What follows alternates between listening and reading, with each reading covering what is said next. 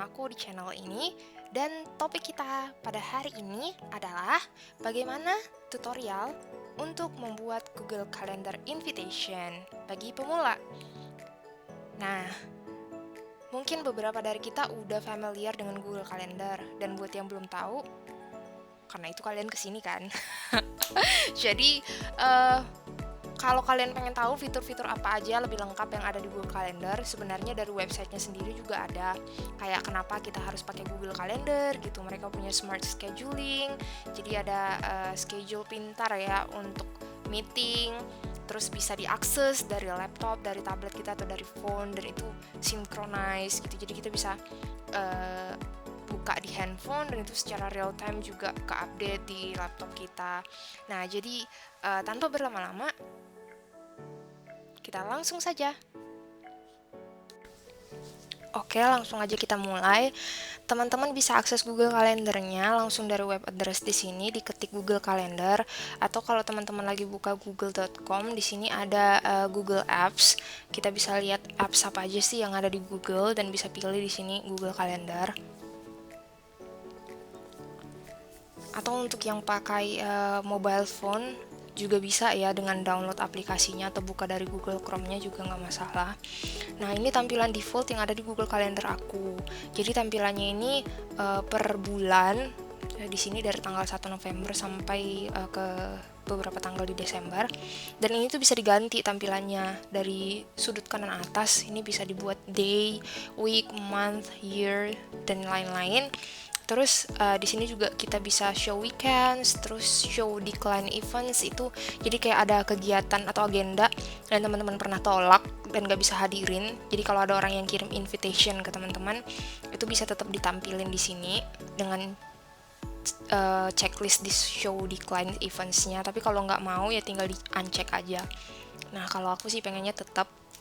Terus di sebelah bagian kiri di sidebarnya itu ada my calendars. Ini default sih setahu aku. Jadi kayak kalau Naba Brand ini nama kalender aku by default. Mungkin teman-teman sesuai dengan nama emailnya. Terus ada birthdays, reminder, task, dan holiday in Indonesia. Kalau pengen dimunculin, dan biasanya itu kan ada synchronize dari handphone gitu kalau kita buka. Ini tinggal di checklist aja untuk nunjukin nih atau tas. Tapi kalau nggak mau juga tinggal di uncheck. Dan aku cuma butuh yang kalender default aku ini aja. Dan ini berdasarkan warna dibaginya. Dan warnanya juga bisa diganti sih dari sini. Tapi aku by default aja tetap. Nah, gimana sih sekarang mau ngajarin gimana sih caranya ngebuat kalender dan juga invitation by kalender itu untuk pemula. Jadi yang pertama tentunya ngebuat kalender yang baru itu bisa dari menu create di sini, atau dari tanggalnya aja teman-teman langsung dipilih. Misalnya di sini saya mau buat 2 November. Di sini tinggal diklik di 2 November dan di sini muncul add title and time. Jadi misalnya contoh mau buat training Google Meet. Nah, di sini kan tanggal yang tadi udah kita pilih. Terus kalau misalnya di sini mau tambahin waktunya, karena kalau kita nggak tambahin waktu itu dianggap sebagai full day. Nah, jadi di sini add time. Misalnya di sini mau dibuat mau dibuat pukul 1 PM sampai 5 PM. Nah, ini yang tadi aku bilang kalau misalnya dia emang sepanjang hari kegiatannya, all day-nya juga di checklist. Tapi kalau emang dari jam 1 sampai jam 5 ininya dibiarin aja kosong. Nah, terus di sini tuh ada time zone. Time zone itu karena dia menyesuaikan dengan Google Calendar time zone teman-teman yang udah diatur. Jadi kalau di aku di sini kan waktu Indonesia Barat. Jadi kalau misalnya emang mau buat kegiatan atau mau buat invitation buat orang lain yang di time zone-nya berbeda, jadi mungkin di sini tuh bisa diganti time zone-nya. Oke. Nah, ini aku okein aja. Terus, nah di sini ada pilihan doesn't repeat. Jadi ini kita juga bisa setting apakah dia hanya sekali aja kegiatannya atau diadakan berulang. Misalnya di sini ingin diadakan berulang. Ini berulangnya juga banyak pilihan, ada daily, atau setiap minggunya di hari Senin, atau setiap bulannya di hari Senin pertama, atau setiap tahunnya di setiap tanggal 2 November. Nah, kita juga bisa custom kan di sini. Nah, di sini aku pengen buat misalnya 2 minggu sekali. Nah, di sini aku ganti aja, di sini jadi 2 weeks. Di sini repeat on. Misalnya aku cuma pengen repeat, tadi kan 2 minggu sekali. Jadi cuma diulang tuh di tiap hari Monday, setiap hari Senin. Nah, kalau misalnya aku pengen setiap 2 minggu itu ada 2 hari 2 kali gitu. Nah, ini tinggal diganti aja. Jadi waktu hari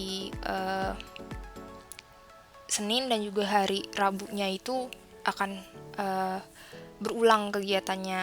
Nah, ini juga berakhirnya tuh sampai kapan? Kalau never, ya nggak pernah. Berarti acaranya itu berlangsung terus gitu. Nah, di sini kalau on, misalnya aku pengen buat di sini acaranya berakhir tuh di akhir tahun ini, akhir tahun berarti Desember tanggal 31. Nah, jadi nanti waktu dia di hari Rabu terakhir sebelum tanggal 31 Desember itu itulah event terakhirnya. Jadi setelah tahun 2021 tuh udah nggak ada lagi. Atau di sini after, misalnya setelah aku pengen ngadain training cuman 5 kali aja nih pengulangannya, bisa diganti 5 kali gitu. Nah, misalnya kita ambil contoh kayak gini, aku pengen trainingnya ini berakhir itu di akhir tahun aja, terus aku done. Nah, di sini add guest. Nah, ini kan invitation yang tadi aku bilang mau kita kirim ke orang lain. Di sini kita tinggal masukkan alamat email mereka aja. Misalnya di sini aku taruh gym@gmail.com. Ini bukan email sebenarnya ya teman-teman, dan aku juga nggak tahu ini email punya siapa. Jadi mohon maaf kalau emang seakan-akan mau promosiin, tapi ini cuma sebagai contoh. Nah, misalnya di sini, atau bisa ditambahkan yang lain-lain gitu namanya ya, ada berapa orang. Terus di sini, nah dengan kondisi pandemi saat ini kan kita tuh lagi banyak pertemuan secara virtual, jadi kita juga otomatis bisa menambahkan Google Meet-nya. Jadi nanti akan dikasih code-nya ya untuk join ke Google Meet tersebut. Ini feature yang diberikan oleh Google juga. Jadi kalau emang kegiatannya virtual, di sini tinggal add Google Meet aja, linknya akan otomatis diberikan. Nah, di sini juga dikasih keterangan up to 100 participants. Jadi ya emang hanya maksimum 100 partisipan aja yang bisa ikutan. Nah, tapi kalau misalnya ini diadakan virtual, tapi boleh juga datang misalnya secara fisik ke dalam ruangan atau ke dalam lokasi untuk kegiatan training ini, bisa ditambahkan lokasinya di mana, tinggal dimasukkan aja di sini. Nah, kalau biasanya mereka udah ada pinnya di Google Maps, itu biasanya langsung muncul juga sih di sini directionnya nanti kalau misalnya yang kita kirim invitation itu ngeklik linknya. Nah, description or attachment, nah di sini bisa secara deskripsi itu teman-teman jelasin apa aja, mungkin persiapan atau keterangan lebih lanjut mengenai training ini, atau ada attachment yang diperlukan, bisa diisi di sini di attachment. Nah, ini juga by default kan dia masuk ke kalender aku tuh yang warna biru gitu. Nah, kalau diklik lagi lebih lanjut, di sini ada tambahan lagi gitu. Nah, ini busy atau free, berarti kan di waktu ini kita udah slotnya udah kepake tuh untuk kegiatan ini. Terus default visibility, jadi kegiatan teman-teman ini kalau ada orang yang akses Google Calendar teman-teman itu apakah public atau private. Kalau public berarti setiap orang yang akses Google Calendar teman-teman akan bisa melihat detail-detailnya juga. Jadi siapa yang diundang, terus Google Meet-nya apa, terus location-nya apa, description-nya apa gitu kan. Tapi secara aman sih private aja gitu untuk di sini. Jadi nanti kalau kita pilih private itu hanya akan ditampilkan busy atau free-nya aja tuh kalau ada orang yang mau akses kalender kita. Nah, ini ada notification. Nah, notification nanti kalau misalnya karena Google Meet ini synchronize antara dari device laptop gitu ke mobile phone.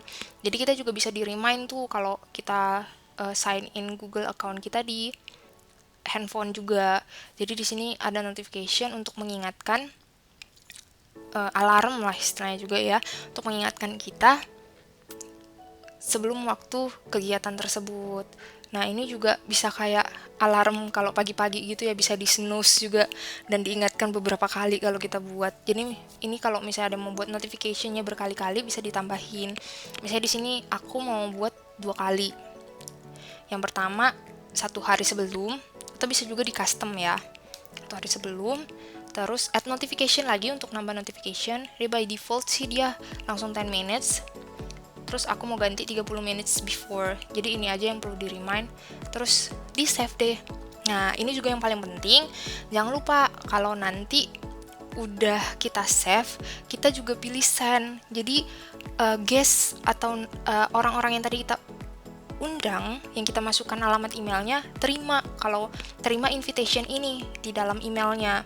Nah, kalau do not send, jadi mereka terima di Google Calendar mereka, tapi mereka nggak dapat notifikasi dari email. Jadi kan kayak wasting time gitu loh, kayak kirim invitation ke mereka tapi mereka nggak dapat notifikasinya kayak gitu. Jadi lebih bagus sih kirim invitationnya juga by email, jadi mereka juga aware, jangan cuma ngelihat dari Google Calendar doang gitu. Nah, ini aku pilih send.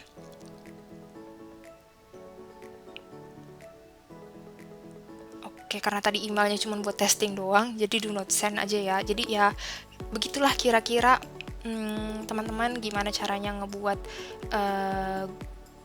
agenda dan invitation juga untuk Google Calendar. Nah, kalau kita lihat tadi kan aku pengulangannya, jadi di sini juga udah langsung otomatis tuh sampai akhir tahun. Nih kegiatannya juga ada.